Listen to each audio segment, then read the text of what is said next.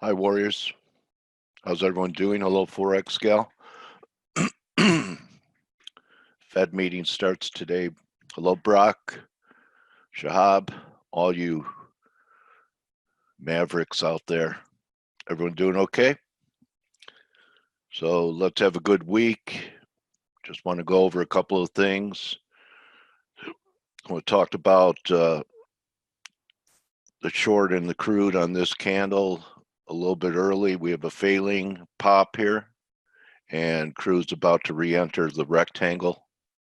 So here's your rectangle. This range from here to here. Okay, and weekly after a great week, kind of looks like how the S&Ps are acting today, the last couple of days. Not much follow through. For a 2-week reversal, you need 55.22. And, you know, sometimes these things, wow, the off number's all the way down here. Be nice to see that off number being tagged. Let me look one more time. Oh yeah, it's all the way down there. It's this candle. So it's really going to take a lot to get a 2-week reversal. We'll see if that happens. Really starting to struggle here, used up a lot of energy. Friday was kind of a hurrah day and everything. Even the S&Ps are correcting after that big day on Friday. So actually, back in the black on shorts I took on this candle Friday after NFP, although early. Now, even though under my worst sale, I have about 7 handles. So I'm going to stay with this. As you can see, I took half off the table, but again, just like the crude on the weekly, no follow through. On the indexes, which is a little different than crude, and maybe you could write down this number, and if there's a rally after the Fed, see how it acts against the 2-week off numbers, 3143.80. So that's going to be like a 20 handle pop here. That could be possible into the Fed, get one more failing rally. I know a lot of people are looking for new highs. It certainly looked like a layup Friday, didn't it? I mean, here we were. So maybe that was 88.6 up there. Could still do it, but I would say right now, anyone who bought Friday's close looking for new highs like a layup, they're regretting it. So if this is a hanging man, and Steve, I believe Steve, he says there's really not a thick enough body on it.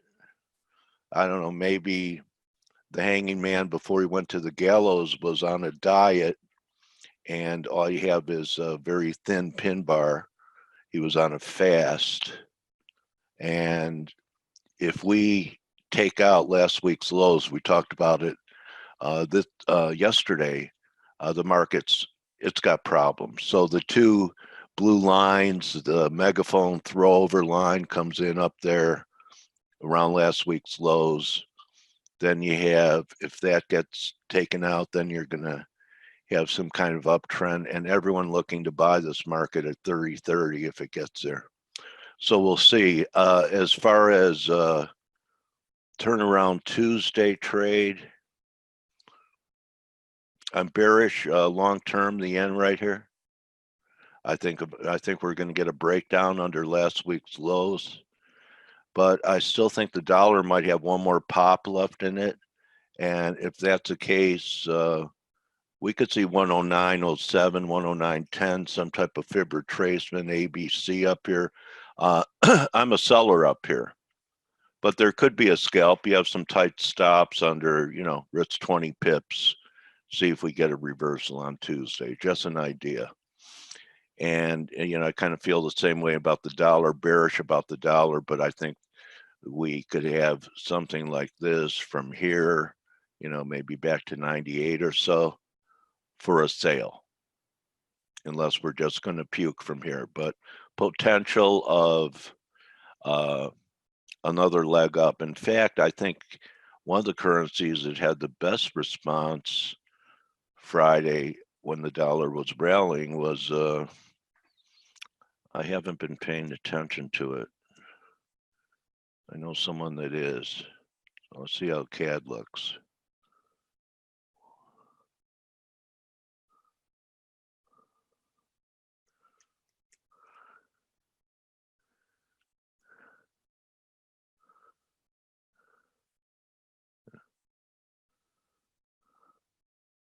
I don't know why it's not coming up. One more time. I'll use a different one.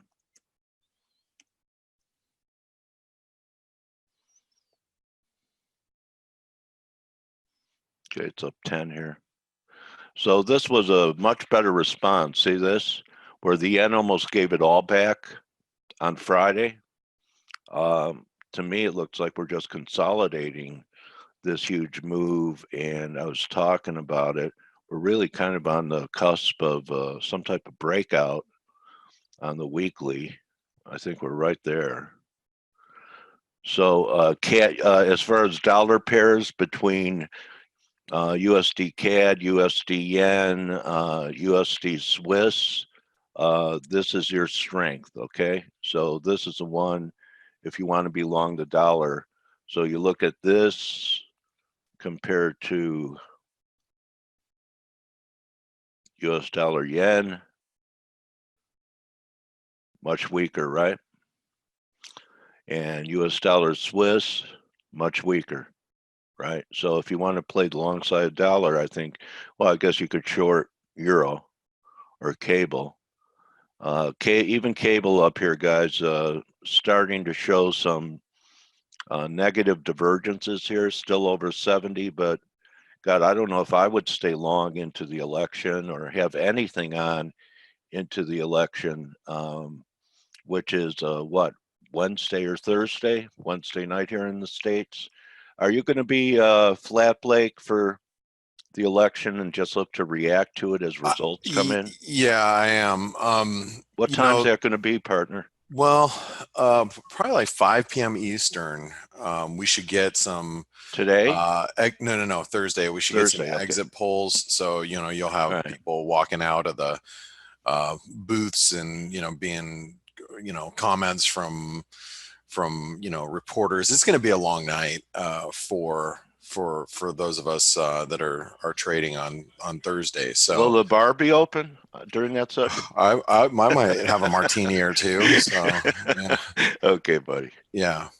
So, well, what are you thinking in here? I know not a lot of movement since yesterday either, but Well, any actually, so Wilbur Ross Aussie was just, yen? yeah, he was just on Fox News, and he was talking about the China U.S. trade deal. Phase one is going to leave all the hard stuff for phase two. So what that just told the market is that we're going to get a skinny deal. If it's a deal, it's a skinny deal. So the market is a little wobbly on that. And so, the market's like, shoot, so this phase one is really going to be not too big of a deal. But more importantly, what the market's really going to be focusing on over the weekend is rolling back some of these tariffs, the September 15th and the December 15th tariffs. And if for some reason those don't get rolled back, we're probably going to see some pretty severe risk off going into year end. That would be my assumption. Also, there's if you missed Lighthizer and Kushner, Ivanka's husband, who they call the closer, they flew to Mexico today or yesterday to wrap up the USMCA deal. And everybody's kind of like, wait a second, weren't you guys just in China? So if they are leaving China to go to Mexico to wrap up NAFTA or USMCA, then that kind of leaves us with the idea of, so nothing's going to get done in China, right? Yeah. I mean, if our top negotiators are leaving China to go to Mexico, what's that tell us about what's happening in China? Probably They're not a hoping lot. that the market won't think about it if we get the other deal Well, yeah, as much. yeah, that right. That's a bird in the hand is better than two in the bush, Right, right? ameliorate the situation a bit. Right. And so, but as you know, and as the market knows, the USMCA deal is not a big deal. I mean, everybody's trying to rah around it, but in all actuality, it's basically a rewrite of NAFTA, and it's not really. There's not much material change there. So, um, if the Trump administration is going to hang their hat on, the just USMCA, or they're trying to just take the like easy win right now, the market's sniffing that out right now, and that's why you have markets that are a little lower this morning. You have some stronger yen, weaker Aussie, and that's that could weigh on sentiment going into year end. So it's interesting. Yeah, classic risk off looks like it's rolling over here on Aussie yen, Blake. Yeah, it's trying. I've got it on my screen here, and you can Go see ahead, that. buddy. Yeah, you can see that we're breaking this trend line, and Okay, um, better look. yeah, it's breaking this uptrend line. And one thing that we've got to remember going into last year, this is if this is Aussie yen, this is November of you can see it right here, November of last year, right? Well, let me grab it's Because November, last December December. we got crushed in the market. Absolutely Yeah, smashed, right? yeah. Absolutely smashed. Am I saying that there's going to be a repeat of that? No, but Maybe an echo, not the same degree. yeah. I mean, could there be some sort of move that resembles something like that? An echo is a good way to look at it. Um, it's possible, especially if some tariffs don't get rolled back. If we wake up Sunday morning and those December 15th tariffs go into effect, I mean, the market's not going to take kindly to that on Monday, that's for sure. And nor will the Aussie yen. The Aussie yen will be, really under pressure. But what I think is if those tariffs get rolled back and you get a little bounce in the Aussie yen, you might be able to sell into some strength, knowing that this deal is not going to be it's not going to be it's not going to be a full deal. It's going to be a light deal. And remember, the markets have been rallying nonstop in equities. I mean, we've been rallying nonstop based on this quote unquote China deal to get done. So, a light deal, a skinny deal, tariffs partially being rolled back. I mean, that's all going to weigh on equities going into year end. Are we going to see another repeat of November, December?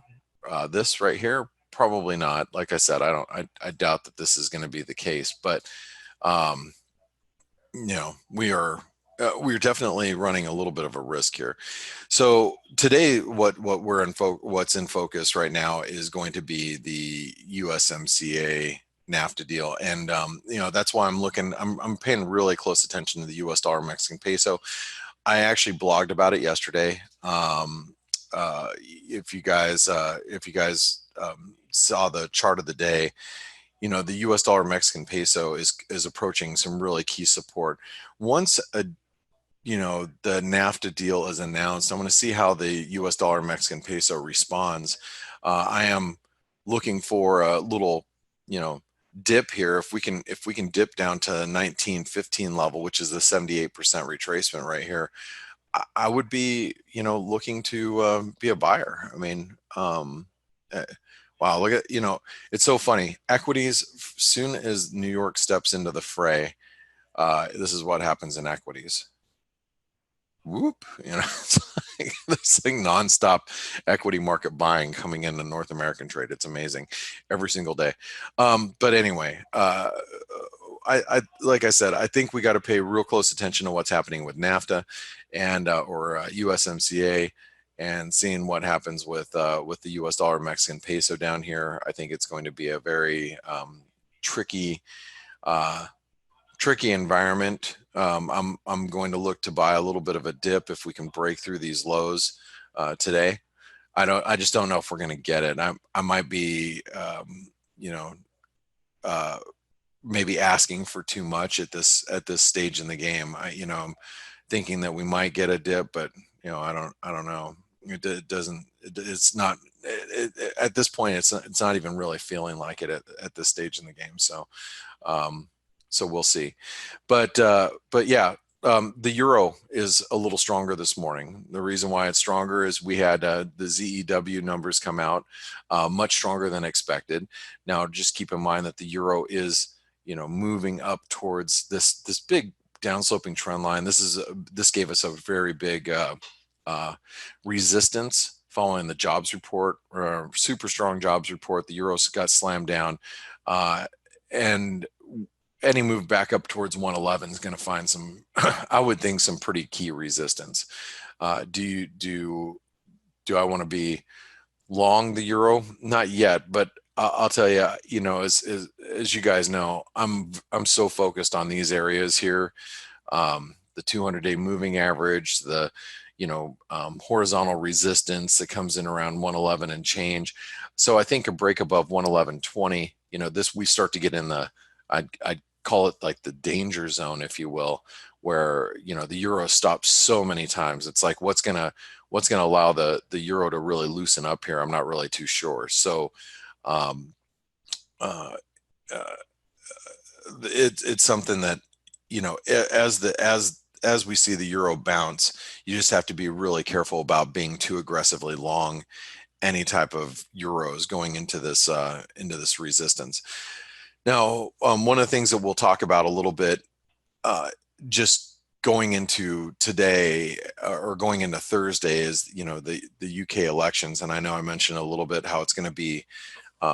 It's going to be a long night, and I don't have any pound exposure. The cable, I have to admit, is holding up very well.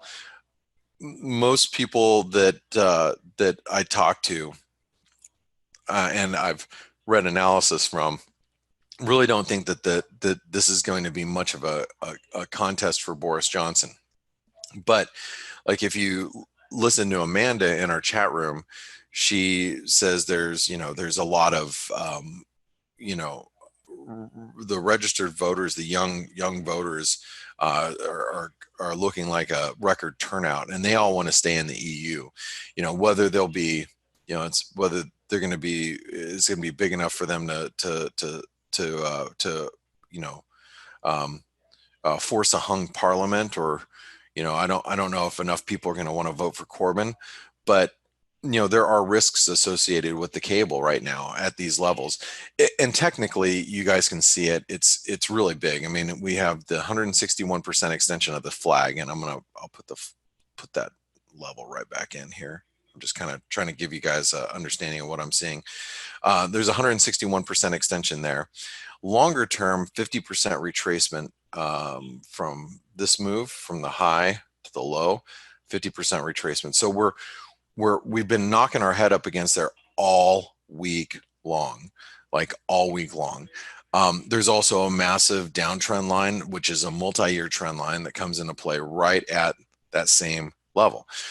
And that's basically 131.70, where we're at right now.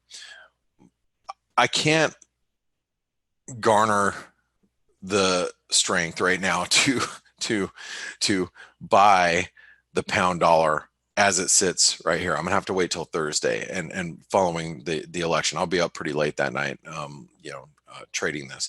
However, a move above 132 is going to be pretty bullish on a sustained basis. So, we might spike up to, 133 and change, and then settle down at 132 and change. And at that point in time, I'll probably be looking to buy, the cable, or, buy some sterling. But a rejection here would be big. And that's something that, I don't know if I would want to trade the pound dollar short, but I might be trading, euro sterling or the euro pound. I might be playing that on the long side. One of the things that I want to bring to your attention regarding the euro pound is that we are at a long term, and I say long term, so I'm going to have to zoom out the charts really quick, let them populate. We're at a long term 38% retracement. So if you look at this daily chart, let it, get all the information here. Slowly but surely, we are getting all the information here. Okay. That idea, Blake. You can see the 38% retracement is right here at this 84 pence level. So, would I be willing to play the euro pound to the long side? Yeah, I would if there's a pound failure. So that's just something that, I'm looking at. I'm sorry. What did you say, Dale? I like that idea. Yeah, I mean, again, I'm not. I mean, for a trade. Yeah, I just don't know if I want to. Long anymore. I don't want to. I don't know if I want to play. I don't want the dollar in my equation, is what I'm trying to say here. Yeah. Yeah. And when you look at that long-term chart that you're showing, as bearish as the daily looks, the weekly, it just looks like sideways movement off a huge uptrend. Look at the move before we went sideways for a few years. Yeah, that was a big move on the weekly. Yeah, and so we're at a lot of supports, and that's the flip side to how you look at it on a daily basis, and you're like, man, that is bearish. Look at that bearish breakdown. But really, longer term, it's not, and that's really why. Just show the monthly for a minute, and people will really be able to see what you're talking about. It's also typical market behavior. They first took out the shorts by incrementally posting a new high. Yeah. Now they might take out the longs by incrementally posting a new low, and then it might continue higher. But look, that whole range, Steve and Blake, look at it. It's off a huge move to the upside from 70. And actually, if you were looking at this chart, you would probably be saying, you know what? I need to look for a spot to buy it. Yeah, I agree, guys. And so, again, I'm not getting in right now. I'm not entering, but it is something that I'm strongly considering. If if the pound does fail up at these levels come Thursday, Friday, I might be looking to play the euro pound to the long side. I know I've told you guys a lot as of late, as of the last few months. I'm actually quite bullish the euro. I think that the euro is building a great base, and I think that the euro dollar is really setting the stage for a big rally going in the next year. But how am I going to express that? Is it going to be through the euro dollar, or is it going to be through the euro pound? I mean, I am long a little euros, but I'm long euro Canadian. So it's not, it's kind of a cross, and it's not even it's not a big position at all. But I think that the euro dollar is building a base, and I think we're eventually going to be breaking out. And again, how I'm going to express that will be determined by the market in the coming months. And am I gonna express that through euro dollars or euro sterling? I'm not really 100% sure at this point, but I do think that if the pound does fail, if the pound fails up here at the 132 level, the euro sterling is going to squeeze, and we could see the move at least take us back up to 85.50, if not back up towards the 200-day moving average near 88 pence. And remember, this thing has been just gotten demolished over the course of the last few months. I mean, you look from August, we were trading at 93. We're at 84. Almost 1,000 pip move in the euro sterling is a big freaking move.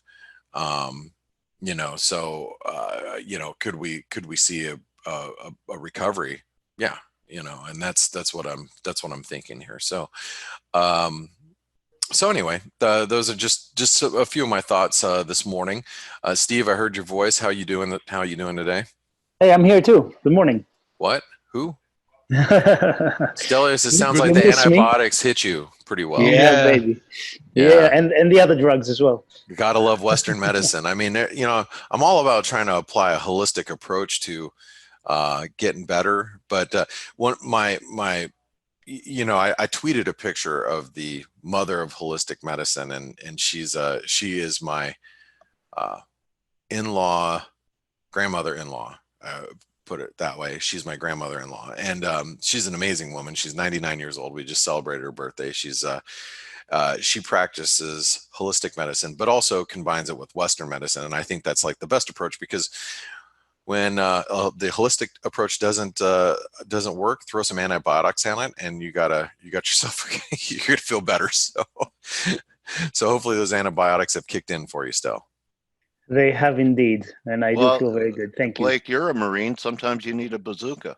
Yeah, that's You know exactly. what I mean? Oh, totally. I totally agree with that. Yeah. But I'm a big proponent of a lot of vitamin C all the time. So Linus Pauling. yeah, well, yeah, Polly, got bit by a spider, a big spider. All you have to do is rub castor oil on it, and you're going to be fine. That's how you cure things. Castor oil.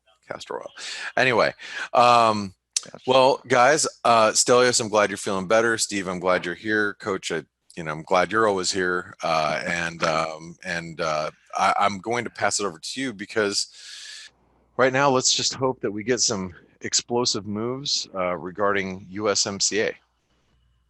Thanks, Blake. Yes, indeed. Good luck today. Thanks, Blake. Thanks, guys. Have a great one. And Stelios, I'm sure that everybody's going to want to hear your Brexit synopsis. So thank you. All right, guys. Thank you, have a great one. You too, mate. Bye-bye. So let's see what game of chess Trump is playing. He obviously has a couple of fronts where he can produce a good result that's going to help him, right? So he was playing China. Actually, speaking about China, finally, I saw a tweet a few minutes ago on my stream. It was from the 7th of December 2018, and it was Trump saying, China negotiations or China trade deal is going well. So yes, a year ago. It's insane. Yeah. And the market keeps buying this, which tells you all you need to know. I mean, the market is bullish and it remains bullish, and it's going to keep buying whatever BS they throw at it, right? Because when a market is bullish, the market reacts positively to any crap you throw at it, literally, and more or less ignores anything that it wants to ignore. Initially, we would have like one big comprehensive solve-it-all deal before the elections. Then when that was obvious that it wouldn't be possible, we started breaking down the deal in parts. Then we started talking down the importance and the extent of phase one, which in essence, now phase one, if we get that, has been stripped mostly to something like phase one is to agree to continue so we can get something that will be substantial in the future. And now that this seems like it might fail as well, we got to the last stage, which is like, okay, who cares about the China deal? Let's go ahead and revamp NAFTA to just rename it basically, and make a couple of changes and call it a day. Yeah, it's like you said, it's amazing how the market just keeps buying it every time there's a headline. But anyway, let's see what happens with that. Regarding the UK elections, I think Blake is right in what he's saying. And one thing I personally do not understand, and I want somebody to tell me why this is happening.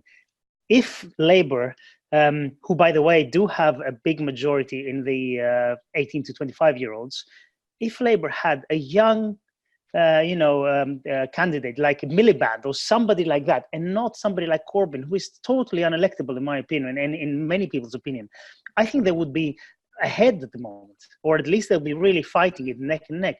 And I don't understand why they kept with Jeremy Corbyn trying to fight it out with this guy who is clearly not attracting enough people away from the Conservatives, who, let's face it, they've Theresa May all these years, and Boris Johnson. I mean, Johnson is a little bit crazy. Okay, maybe he can get some things done, but Theresa May for all these years, did absolutely nothing. And this is, for me, potentially the best scenario Labour could have for an opponent in an election, and they're 10 points behind. Ridiculous, in my opinion. So, what do we think is going to happen day after tomorrow? I think the polls are never right, but I think on this occasion the gap is just too big to close, and I think there probably will be a majority, a Conservative majority. I don't think there's any way Labour could win. Best case scenario for them is a hung parliament at the moment, but I think probably by a small margin, but I think there will be a conservative majority. And what happens after that? What does a pound do if Johnson gets a majority? I think initial move is for the pound to strengthen, because this is what's being slowly priced, but it's not fully priced. There's always a risk of it not happening. So pound probably rallies, but then the big question comes: what is Johnson going to do with Brexit? Does he take this deal of his to Parliament? Does it pass? How can such a deal be actually implemented? It's not an easy thing, right? It takes a long time. It's going to be a transitionary period of years or something like that. So there's going to be obstacles to the UK economy. I think net, if there is, if Johnson does get the majority and does push through his deal, I think net is probably going to be a good thing for the UK economy in the long run. Same here. I believe that whatever kind of a solution they give, in the long term, it's going to be much more beneficial getting something underway Yes. and getting uncertainty out of the way. And yes, there's going to be bumps on the road. There's no question about it. But the market had already priced that in. I mean, the market had already priced in that. I don't think that the market was ever pricing in a better case scenario than a bumpy Brexit at best. I mean, we were at a point a few months ago that the market was bracing and pricing in a very disorderly Brexit. Yeah. So, a Brexit that's going to be with some rules is still going to be a better outcome than, that potential outcome which it was like, a high probability scenario until we got this rally. Yeah, and as you say, you start with a base scenario, what's happening with, X, Y, Z, and then you start and you amend and you tackle one item after the other. I've read a while ago that the UK government said after Brexit, non-UK nationals will be able to come and study at the UK universities in the same way as before. There's not going to be a huge hike in fees. At least that's what I read. I don't know if it's something has been changed, but I remember when I and it doesn't surprise me because it's in their best interest. I mean, of course. Of both sides, right? Of course. Yeah. I studied in London. I know exactly how it is, and all these students coming in from other countries and living in this country and spending money. And spending money there, yeah. They rent homes. They buy groceries. They pay tuitions, and many of them, at least the capable ones, get absorbed afterwards by local companies, and they prosper and they contribute to taxes. And you and I have many examples of friends of ours that have By the done way, that. Dominic says Aussie yen. Maybe let's have a look at the yen pairs afterwards. Aussie yen was actually my first priority to look at, because it's indeed breaking down at the moment. So, Dominic, I would prioritize it anyhow. Stocks are rallying basically. Yeah. And wow. I know exactly why you want to have a look at it. Yes, stocks indeed are rallying. Did we have another stupid rumor or whatever? I was speaking. We had numbers. Sorry, I missed the numbers completely. No, they weren't very good actually. No, numbers didn't actually use productivity revised. Okay, it was. Oh, delay of tariffs. Okay, delay of tariffs was confirmed. Apparently. There we go. Okay, thank you, Joe. Oh, see, when I was talking, I wasn't. I didn't keep my eye on the data and the feeds. So there we go. Delay of tariffs. So the 15th of December tariffs. Negotiators planning for delay of December tariffs. Okay, great. Thank you. So that's my view on the UK. I'm still, optimistic on the UK end, on sterling in the long run. In the short term, from here, it could be bumpy. My one and only scenario when I get really bearish the pound is if Labour get elected. I also don't think there's a chance for that to happen, to be honest. Yeah, I don't think it's going to happen, but you never know, obviously. Yeah. What else to say before you start? Okay, we had some data today. Norway CPI in line 1.6% year on year, as expected, and some numbers out of the UK. Regardless, USD NOK has had actually an update so far. as you Yes, see. There's a regional network survey where companies talk about how their the view on the coming 6 months and all that, and it was quite it was not very good, not very optimistic. So that was probably one of the reasons why it jumped.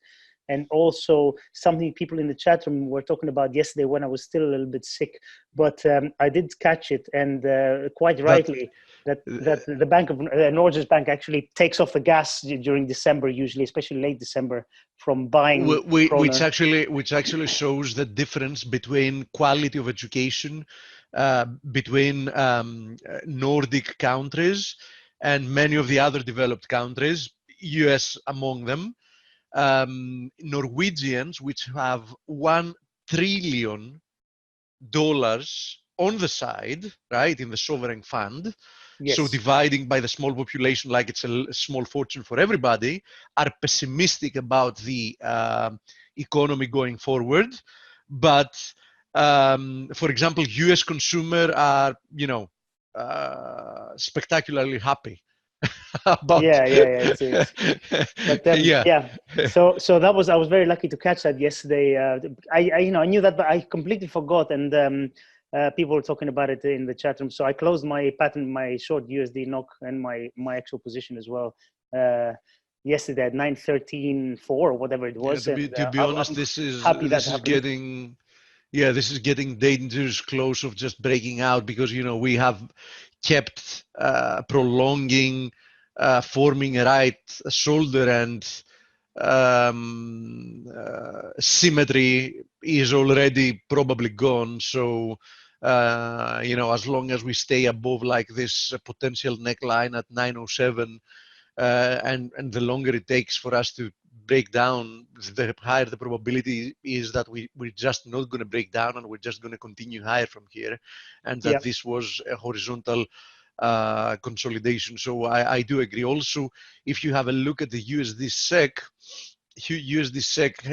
produced a nice, for the time being at least, false break lower from this neckline, and it's back at the 200 daily moving average. So let's see what this is going to do as well. Now, Dominic mentioned Aussie yen, and Aussie yen is definitely one of the pairs I'm looking closer at, and the reason is this, because I've been monitoring this formation for quite some time now, this potential ascending wedge.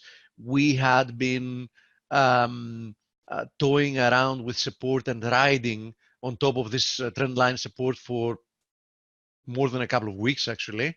Yesterday we closed below it. I want to see how today we're going to close as well, but it looks like we might get a breakdown from here. Of course, that will definitely be helped if indeed risk sours.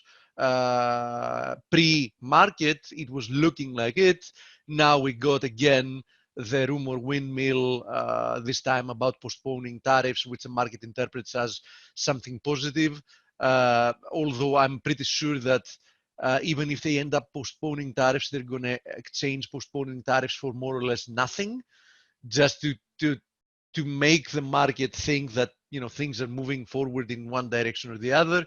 But it doesn't really matter, because this is what the market we have. This is a market you need to trade, and the next upside resistance is almost at 3,200, and as long as we remain above 3,020,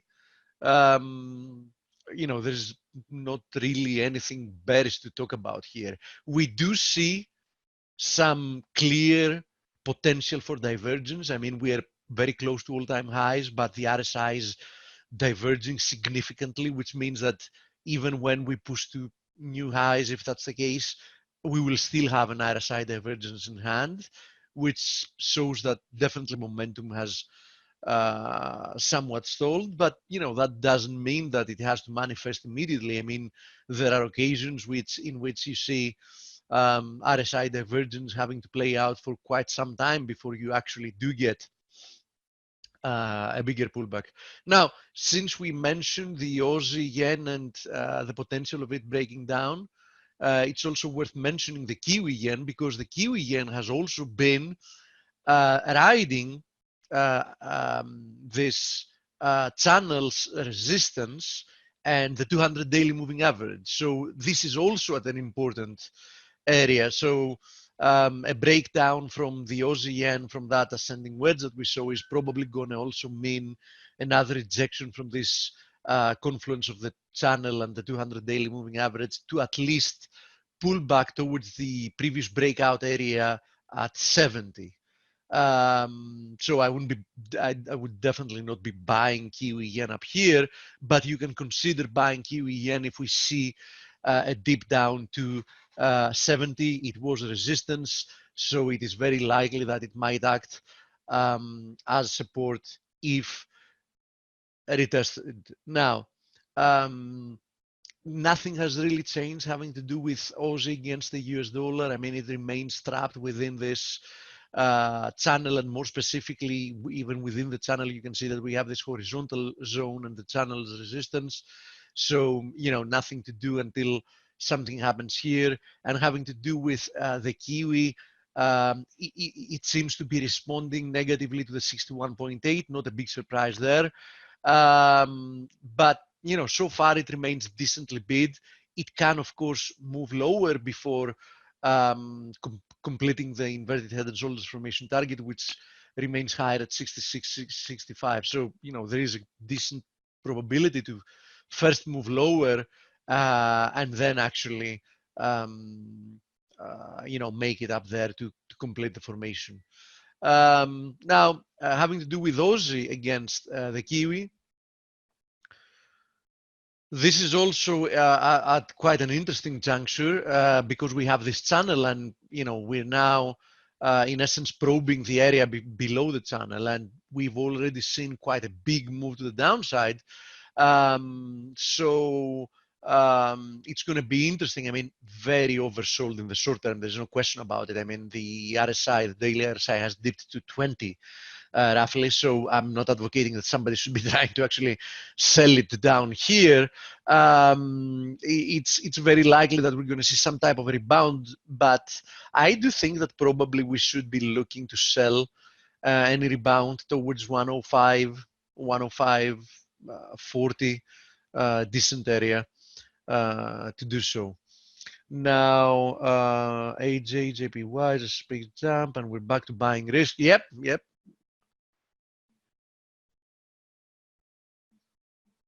Indeed. So as you see, USD yen, since you talked about yen pairs in general, USD yen remains in this limbo.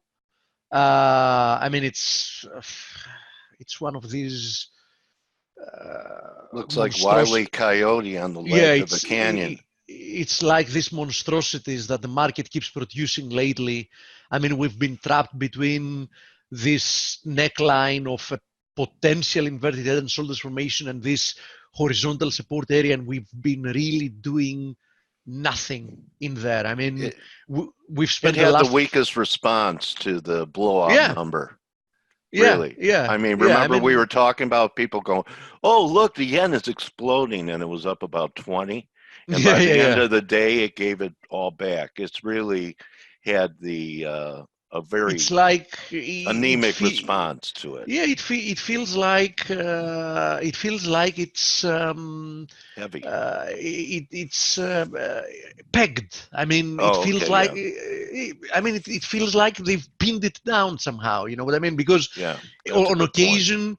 It has stopped responding frequently to what risk does. It has stopped responding frequently to what yields do. So I don't know. This type of behavior smells manipulation. I mean, it has become. It used to be so responsive to both those factors, and it has now become the exact opposite of that. So personally, I've said that a long time ago, and I've proved to be right on that. I'm not looking to. I'm not looking. Yeah.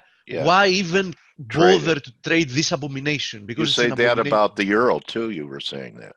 Yeah, and it remains my opinion as long as the euro trades below 111.80. Because I'll. So actually, you get to save time screening. Yeah. You don't even need to screen those. But but keep in mind, if euro breaks above 111.80, I believe that things are going to change in this market. Okay. I believe that I'm writing it down.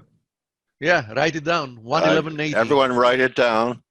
Steve says, quote, if we close the daily above 111.80, I think we're going to get a squeeze coming. okay. Same thing can be said, on the other hand, that we should see an extension. We've now potentially formed a double bottom at the 61.8, which is at 1099, right? Yeah. So same can be said if we take out 1099, then we can see some type of an extension lower to retest that previous low. But I do think that the most the better potential here is if we get a break above 111.80, I do think that's going to be worth trading. At the same time, I know you've kept monitoring it. At the same time, look at the USD Swiss test again and again and again this 98.40, 98.50 cent area. It is more than clear that it is a strong support area, but if this is taken out, I do think that the USD Swiss, is going to succumb to further bearish pressures. So that's going to be the deal here as well. What about oil? Now, having to do with oil, since you mentioned it, crude remains. Let's first have a look at crude in the 4-hour chart. So crude, look at this here. We've had this channel, right? We are within this triangle, we are within this channel, and it's more than clear that this market lacks momentum. So I still favor the downside in crude. I think that from a risk reward perspective, against this channel and especially against this triangle trend line, which is currently passes from like 60.5, there is a very decent risk reward to be short crude. So I wouldn't be buying it here. Let me say it that way. And I do think that if we get rejected here and start moving to the downside and gain some momentum, I do think that we're going to find ourselves down to 51, 51.5 in much faster time than it took to actually recover from these levels up to almost 60, right? So this price action is giving me all the signals of a corrective recovery and nothing more than that. Now we have a question about the pound CAD. I did mention the pound CAD the other day, and I did mention it for a good reason, because it has also been riding this channel here, so it's attempting to overthrow it once again. But in all honesty, I wouldn't be buying it here. I mean, you want to buy it, perhaps you want to consider something like this. If you really want to buy it, that is an area I would think of as a potential decent area to buy it, but not up here. We've made several attempts to close above this channel. We haven't really done that. Who knows? It's early today again. As you know, I'm still constructive having to do with the pound, but it has already moved decently higher, and there is no risk reward for you to buy it up here. Okay. Now, let me see what other questions. Nat gas. Okay, natural gas. So here is natural gas attempting to break below this trend line, and that's going to be a very, very bearish development, right? Because this is going to, in essence, mean that this was a perfect corrective move higher, right? First leg higher equals second leg higher, in which case we might be pushing to new lows, and that would bode well with crude turning lower as well. So be careful here, because natural gas is really in the precipice of a breakdown. So that's what I think about it. Now, especially if we post a lower low, which means, you know, lower than like 218, I think that that more or less seals the deal.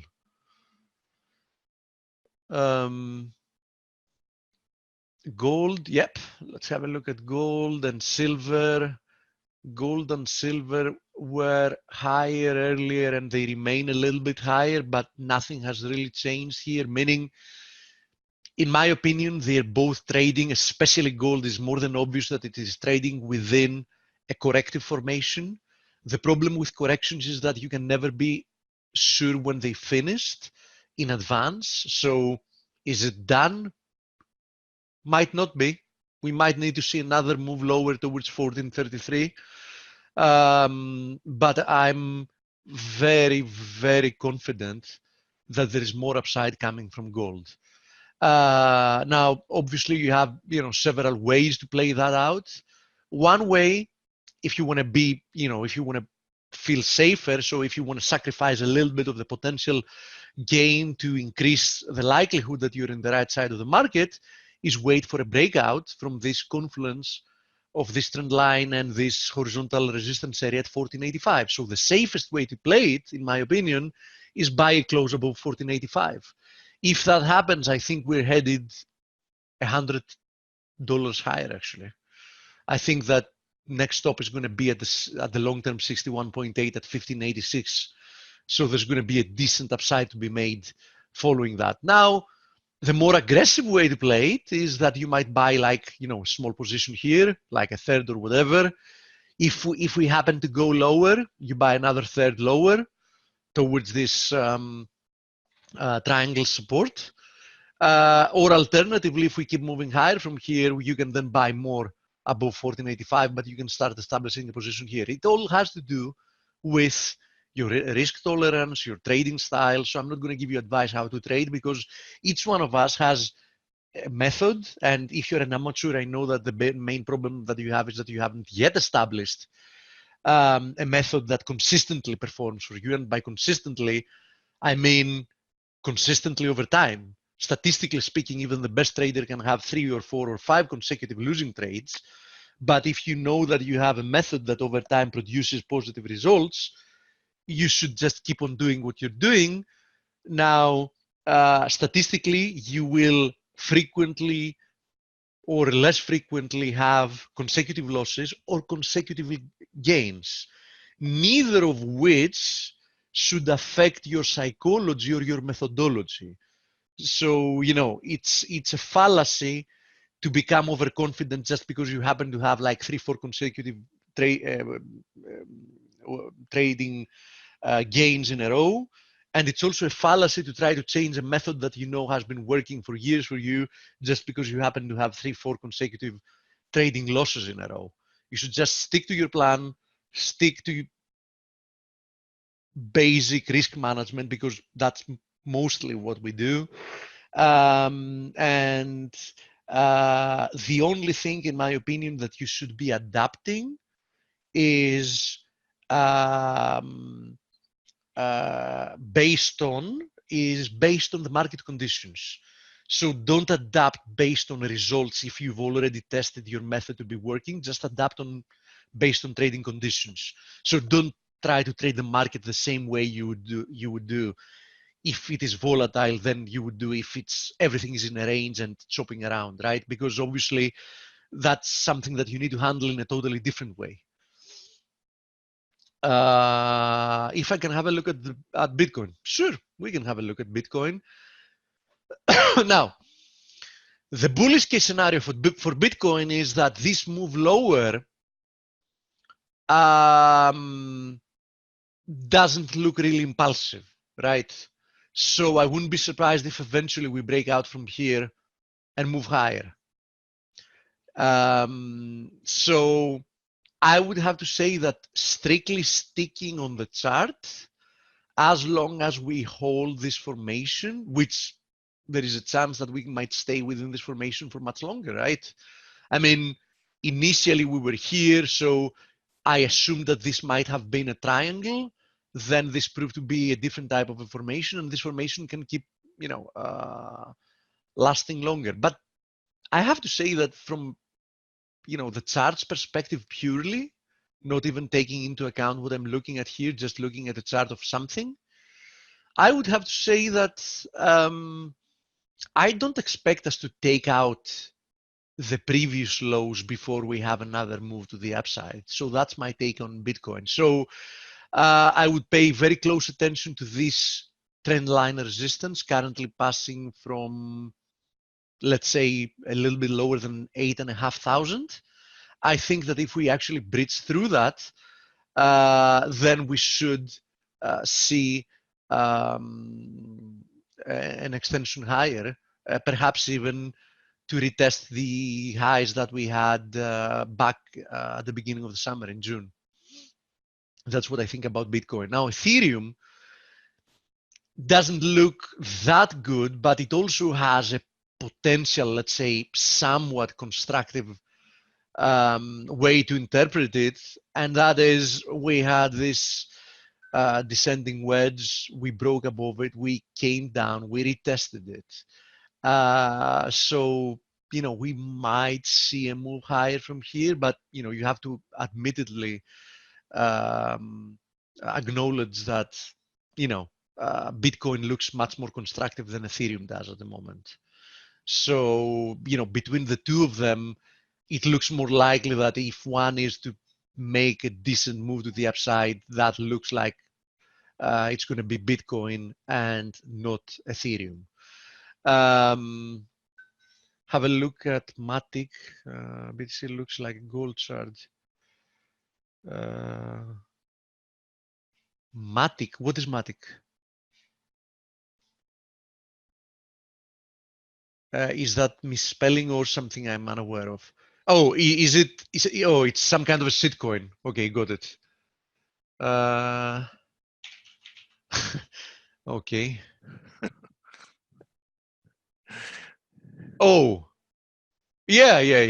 Okay, the usual price action we used to have, in the older times with Bitcoin. It started from 0, it went to half a cent, down back to, like, let's say half a cent, and down to like 10 cents, and all that. All those moves are happening within a couple of days. Yeah, okay. They're like penny stocks.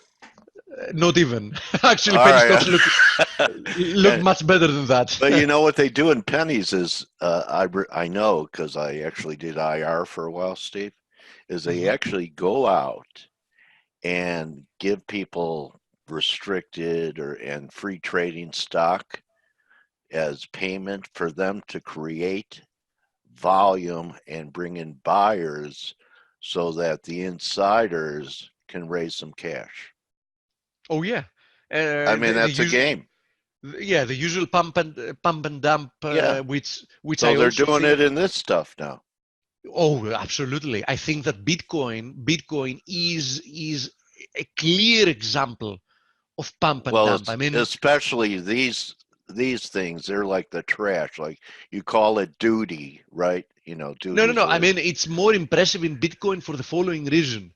Bitcoin, theoretically speaking, is like the blue chip right. of IBM. It's IBM. Of cryptocurrency. So it's like the most reliable, the most acknowledged, the most liquid, etc. And look at this. You get a move within less than 2 days. Yeah. Look at this, 40% higher.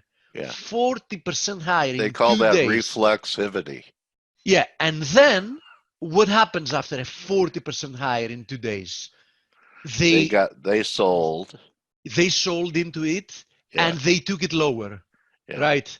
So imagine how many of the hodlers, or those that still think they can make fast money out of that, got ecstatic by seeing like the 20, 30, 35% move higher, and they were like, okay, this is it, the correction is done, I'm going all in. And then they were left holding the bag once again. Well, Hendrix wrote a song, Manic Depression's a Frustrating Mess. is the key line. And yeah, you know, I've never done the manic part of it, but anyway. Have you actually ever seen a bipolar person? I've known a few, yeah. Yeah, have you actually had the Pleasure? how can I say it? No, it's not a pleasure actually, but have you had the luxury of actually seeing both sides of Yeah, the pendulum? I mean, yeah. both the The guy, depression yeah, and the the guy was a mania broker. phase. Yeah, guy was a Yeah, broker. He'd come in all pumped up, and then he'd come in later detached. And it's trading is not a real good avenue for people with that kind of predisposition. no, absolutely not. Because you could Absolutely not. become that, you know, being emotionally and psychologically happy after trading for a few years. You know, you might need a sanitarium. Yeah, absolutely, I absolutely. mean, And you know, I know these roller, pros that went to these roller. hospitals Oh, absolutely. because they were I've so devastated. I have a story that actually it reminded me of a story, but it's not that very similar. I've told you before when you interviewed me years ago that I went into the FX trading business because my uncle was like probably the most famous Greek FX trader back in his days. So, you know, he was like, you have a talent for that, because I was trading as a university student. I was trading actually football bets. So this guy was like in top positions, you know, all over the world trading FX back in the day when they were actually giving orders via phone only. Right, I remember. I did that. So he was working like so many hours that at some point he had a meeting and he was sleeping at his office, etc. At some point he had a meeting with a client and he started seeing everything in purple. Oh wow. Yeah. Yeah. So Okay. Yeah. yeah. Or Well, for you know, example, I do sing Purple Rain. yeah, or for example, I, he was going back home to have a shower, and his daughter was opening the door, and he was like, "Who are you, sir?" You know. oh, he had a break. He had a psychic break. Yeah. All right. All right. Well, anyway, we're not going to let that happen to you guys, because you're going to trade with the lowest leverage. So the worst thing that happens is you're going through a gradual drawdown during rough periods. Really, use less leverage. And one of your favorite guests is here today, Steve, Dan Popescu. Okay. And Dan is I'm really interested to hear what he's thinking in the precious metal arena and other instruments as well. So I'm ready to Perfect. bring him on. Perfect. Let's go ahead. Okay. Hi, Dan. Welcome back to Face. I always learn from you. Okay. Okay, because you switched that. Okay. And I'm now unmuting you, Dan. You're muting me. Okay. How are you, bro? How are you, Dan? I'm fine. You? Good, good. So you moved to France, right? You moved to France, and the whole country shuts down. Yes. Yes. I moved back to Europe, and I commute very much in 3 countries which I went to school, and Yeah. Nice. I was born.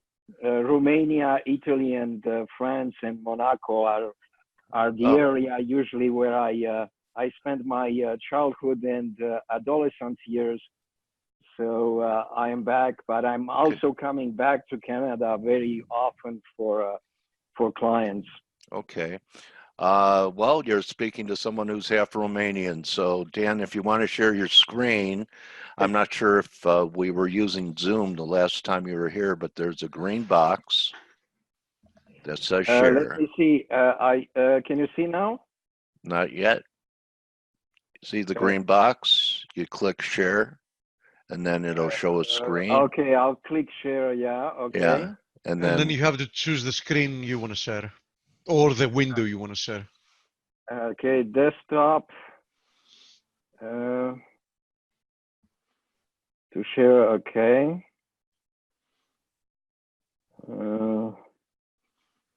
click it.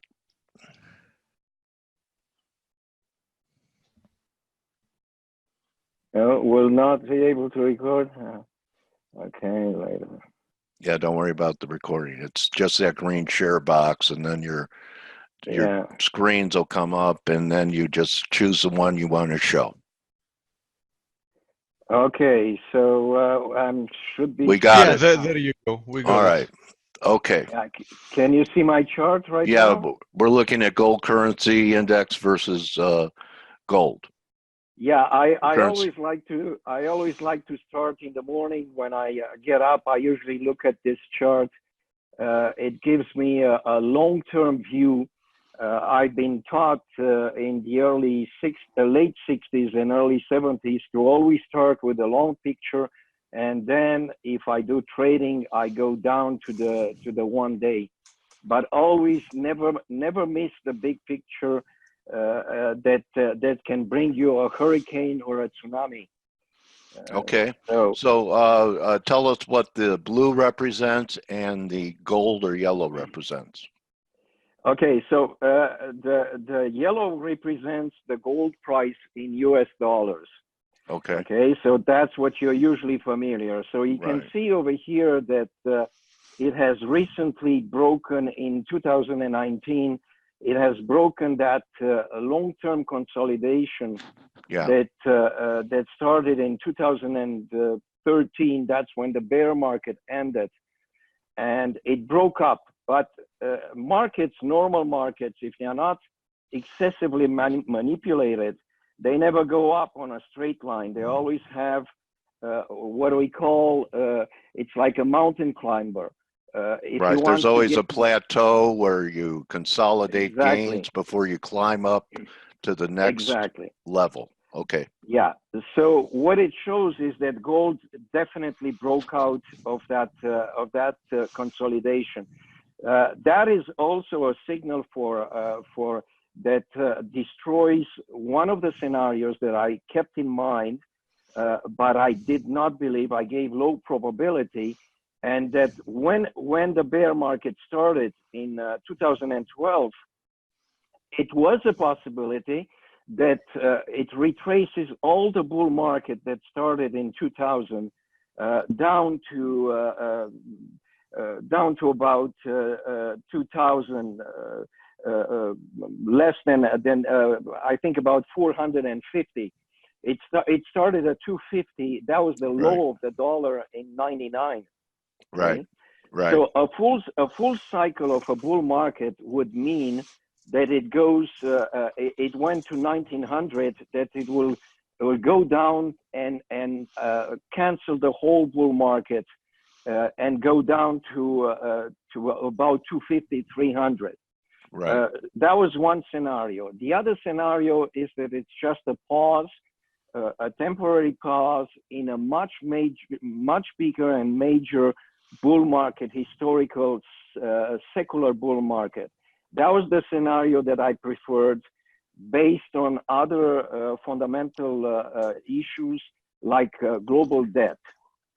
So, and there was another issue that I want to mention here is that I don't have that chart here to give it to you, but in 2012, it comes after the 2008 financial crisis. Yes. Okay, which when the crisis started, gold started jumping up very fast, and it went from about 1,000 to doubled in price almost to 1,900. Yeah. Okay.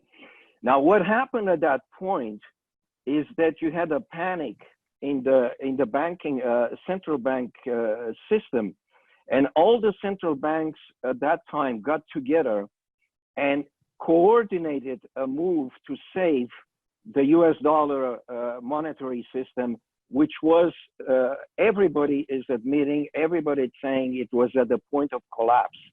One of the greatest fund managers in the United States, his name escapes me, said that that night he called his wife and told her to go to an ATM machine and take as much cash possible out of the ATM machine, because he didn't think the next day it will open.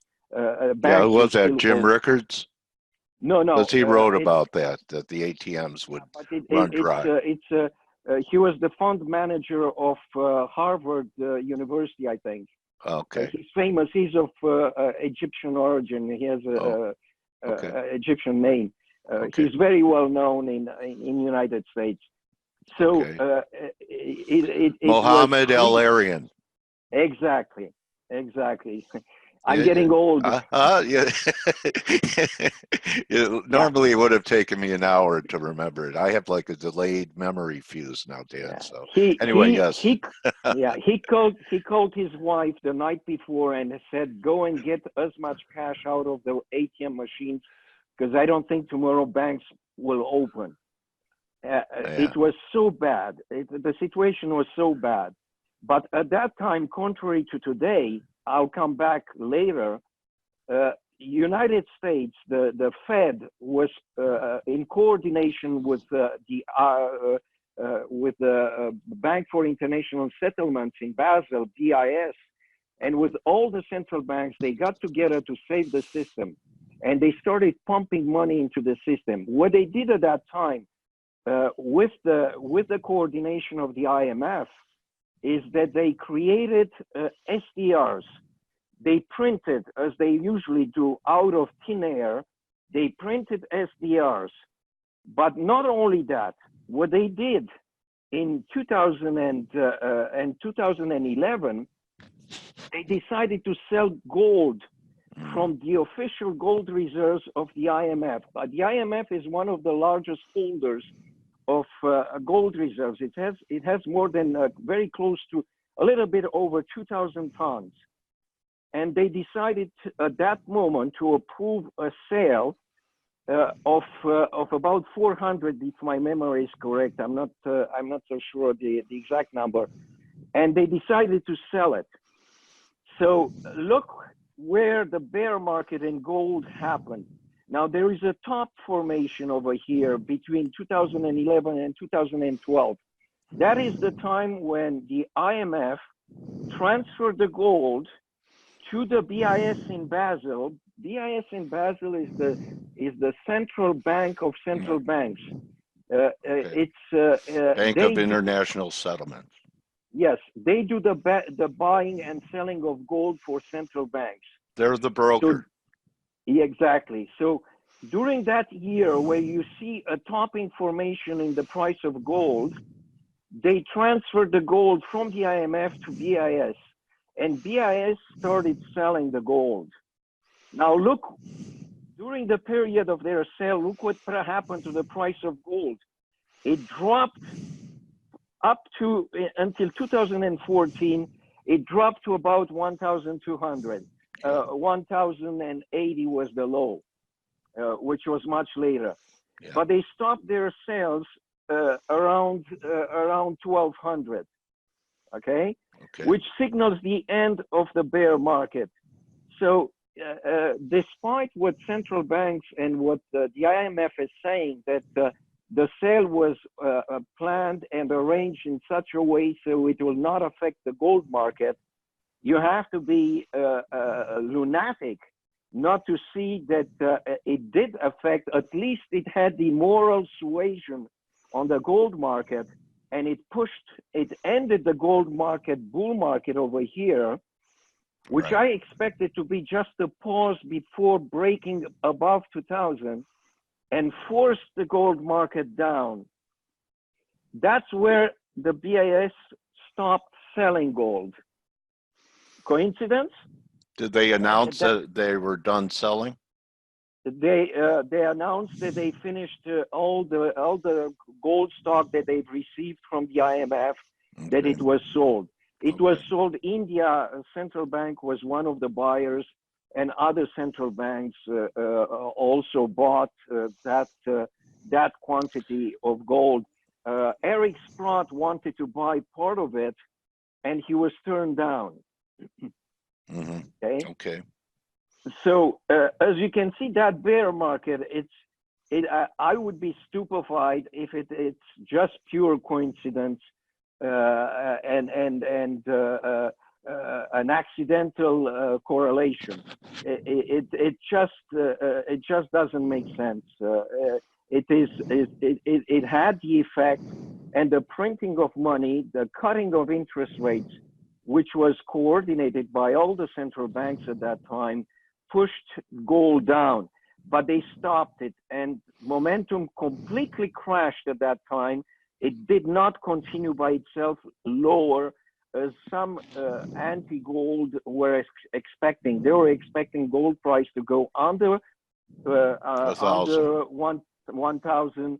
Yeah, a lot of targets at 700-800. Could that happen again, Dan? If they, say we get to 1580, 1600 this spring, and the dollar's under pressure, could the IMF decide to do it again? And one other point with your chart here, there is a divergence where it didn't have the same impact on global currencies, what the IMF did, that it had in the dollar, and looks like global currencies are about or making new highs.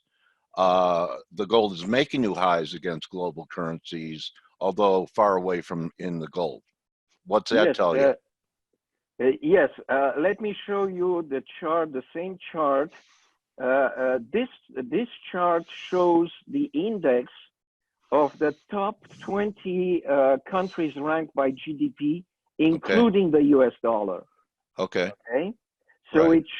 it shows here that gold in a base of all the fiat currencies never really went into a bear market. It right. really went just, as you can see, it almost stayed close to the top, contrary to in US dollars.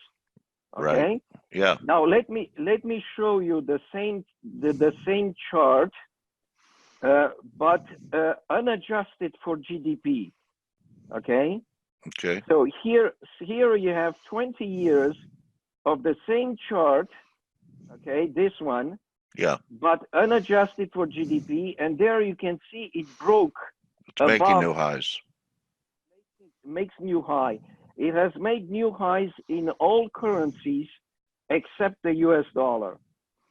The lagging currency has been the US dollar, which has not yet, it has to cross somewhere above 1800 to go into new highs. Right. Okay.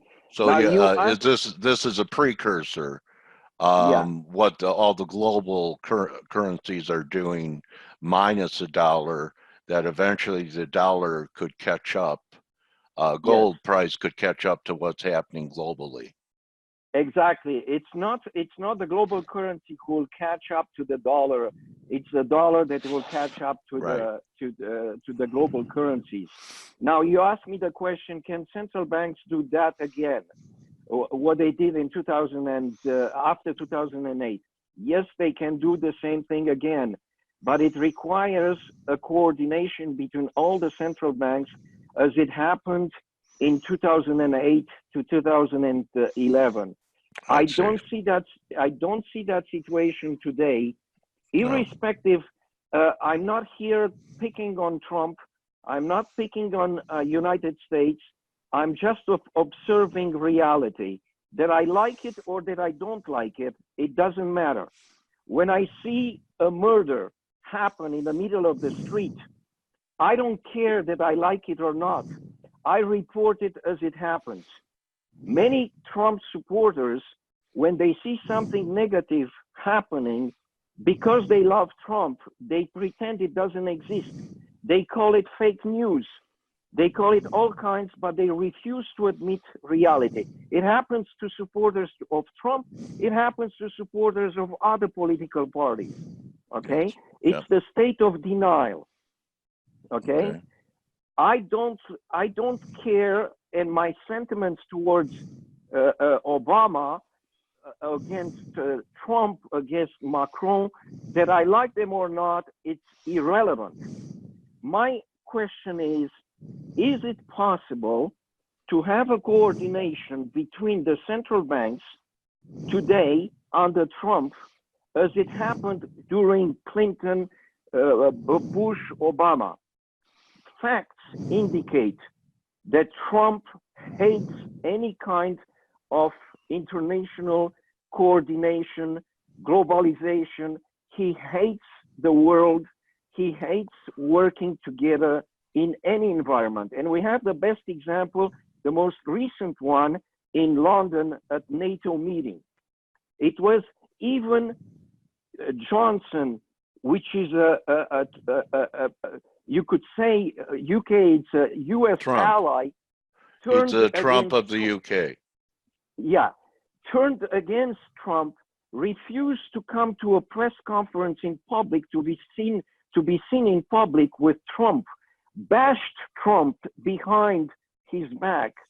So I don't see today a possibility of us sitting together between United States and all the central banks, all the governments, to coordinate in case of a crisis like in 2008 and try to pump money into the system again and do a coordinated sale of gold reserves from United States Treasury. I'm not going to go into the details between it's every Fed man and, for himself now, Dan. That's your point. exactly. Every nation for itself. That's what nationalism is. Exactly. I'd like And to ask you. Okay, go ahead, Dan. It means that we're going to have a crash, a crisis in which gold will shine. It is in these kinds of circumstances that gold shines. Okay. All right. I want to ask you what your view is, and if you can read anything into Christine Lagarde coming in as a new ECB central bank chairman, with her experience of restructuring debt of countries. You read anything into Lagarde's history and her new role and the implications of it? Yeah, I don't see very much change with Christine Lagarde. Certainly, each individual has its own personality and brings its own character into a position. But in general, most of the central banks follow the international mood of the time. Isn't she the first one, though, that comes from the IMF to become a central banker? And so wasn't she there when the scheme to coordinate a top in the gold market, Christine Lagarde was part of it? Yes. Yes, okay. and that brings her an excellent experience of the situation in 2008, but she will have to deal with a different environment where Donald Trump doesn't want to collaborate. Right. Donald Trump doesn't like the IMF. Donald Trump doesn't like any kind of coordinated global action, okay? So the fact that she was there in 2008, she dealt with a situation that existing with facts at that time. Those facts don't exist anymore. Okay. So she has to understand. deal with a different environment. Okay. Yeah. But she has, like her or not, she has a very good experience. It's a person who knows everybody already. She doesn't have to learn the job. That doesn't mean she's going to be good. But it shows purely if you base, Dale, I don't know if you have hired people in your life. The first thing that you do when you hire people, you look at their CV, you look at their past. It might not be, the person might not be as good as that person was in a previous job, but that's your starting point. Right. So I think on that basis, I say that Christine Lagarde is highly qualified, highly experienced, but she has a bias of printing money. Okay. Okay. So I expect her to push for printing more money. Unlike the Fed chairman we lost yesterday, Paul Volcker, who they called the liquidator. Exactly, but keep in mind that even though Trump and the Fed are not necessarily pro-printing money, they have, Powell has indicated that he will do anything to keep the stock market up. And Donald Trump is I love debt to infinity. I love going bankrupt. I love debt. He's the king of debt. Exactly. Let me ask you with debt, and I want to wrap it because I've been asking people about this and what their views are. Dan, what's happening in the Fed funds market, overnight repo market? What's your view on that? Is that a canary in the coal mine? At first, we were given excuses where there was just pressure for funds because there were tax payments due, and the Fed has pumped billions and billions into it to stabilize it. You have a view on what's happening in short-term money markets? Well, Dale, what happened in the financial industry is that there has been a lot of parallel institutions, derivatives, the offshore dollar market that started in the 1970s. Oh, euro dollars, yeah. Exactly, and that is money that is very difficult for the BIS, for the Fed. It makes their data today completely obsolete. So they are completely blind in their actions. They don't know what's happening in the market because there are so many offshore institutions, offshore dollars that can crash the market, and they cannot see it in their indicators, in their data. So the derivative market— They're off balance sheet stuff you're talking about? Exactly. And Okay. it is not, it doesn't appear clearly. It's like an iceberg. The gold market is the same thing. For an analyst like me, what makes analyzing gold very hard is that the information, the data that I have access to is just the above water piece of ice of the iceberg. 90% of the gold market is underground. I cannot see it. Okay. Okay. All right. So it's the same. It's the same thing now with all those dollars, yuan, euros, which are out of the control of the central banks. The central banks, their instruments cannot trigger, control, accelerate, decrease in velocity of those dollars. They've lost control of it. Okay. Okay. All right. So you have another chart you wanted to show to wrap it up? I wanted to bring you this chart up. It's the transparent gold holdings. What we talk about when they say transparent gold holdings, it's what I meant today.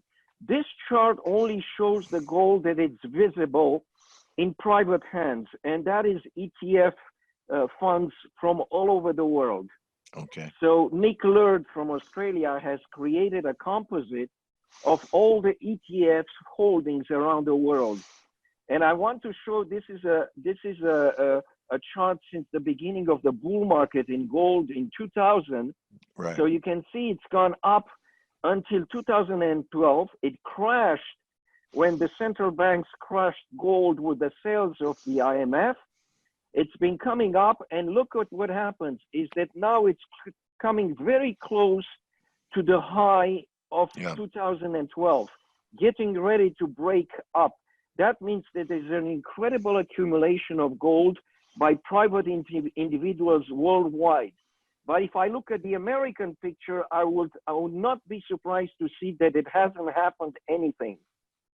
Okay? Okay. So it's mostly the world population, Asia, Europe, which is now buying physical gold and stores it in ETF or physically. The last thing that I want to mention to you, what makes me bullish and what makes me think that will break very, very soon above 2000 is that continuation, and that has been my thesis for gold 5,000, not 10,000, but gold 5,000. And that is central bank attitude towards gold has changed. Yeah. And in the last 6 months to a year, central banks have been buying gold like crazy, and they have been talking positively about gold as the etalon of the international monetary system. So I wouldn't be surprised to see the Europeans with the Chinese, the Indians, and the Russian creating kind of a crypto international currency, not the SDR, because the SDR is under the veto control of United States, but some kind of an international cryptocurrency backed by gold outside of the control of United States in case there is a crisis. I see coordination going on right now for an international payment system, a coordination between European Union, China, Russia, and also yeah, they're tired of being threatened, being unable to use SWIFT if exactly. you know, at the whim of the U.S. Exactly. This is something that I'm watching very carefully. It is not. It is done. It's done beyond closed doors for the moment, but there is an excuse that Europeans are using. It's Iran, but they are not doing it just to help Iran. They don't give a damn about Iran. The new payment system that Europe has created, it has a much bigger objective than Iran. It has the objective of creating an ex-US dollar payment system out of the control of United States. And it has at each one of the meetings to create this system, the Russian and the Chinese were part of the conversations, part of the coordination, part of the planning. Okay, I just got a great question from one of our attendees, FX Cole. Who is selling gold to the central banks? That all the gold they're buying, who's the seller? Most of the selling is done by other central banks. Not all of them are buying. There are some that are selling. And there is mining. China buys all the mining production of China. They don't report. They don't give any information. They are buying all the gold that is mined in China. And China is one of the 3 largest gold producers today. Who are the other 2?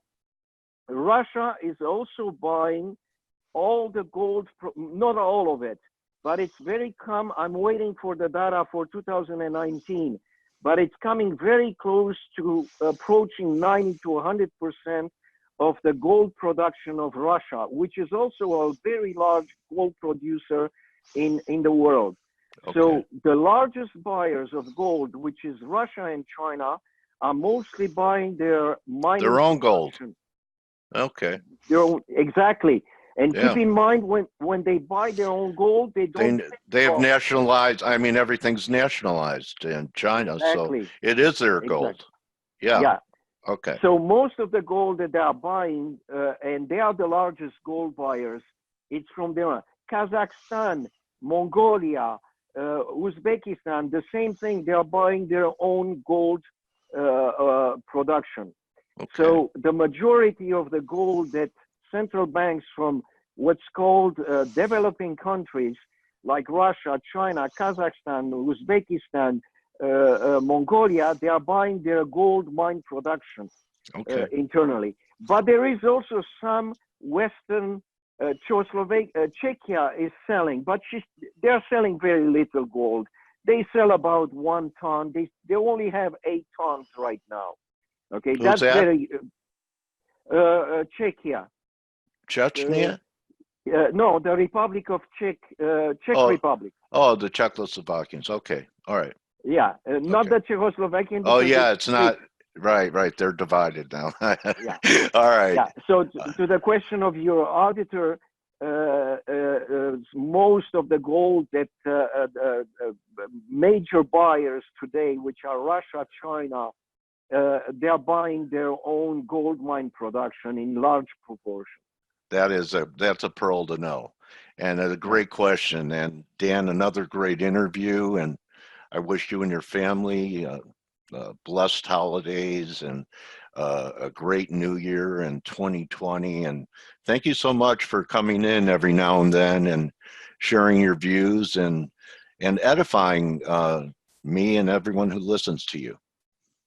Thank you very much, Dale. It's a pleasure, and I wish to your auditors, to you, and to everybody happy holidays and a happy new year. Let's hope that that I'm wrong and things will not be as bad. Okay, don't wait to buy gold. Buy gold and wait. Yes. All right, Dan. Thank you so much, my friend. And that's a wrap for us, everyone, on Turnaround Tuesday. Remember, don't just count your pips or coins or bars or however you form or ETFs. Count your blessings. We'll see everyone tomorrow. Thank you, Brock. Adios, everyone. Good hunting the rest of the day. Thanks again, Dan. Pleasure, Dale. Bye. Bye-bye.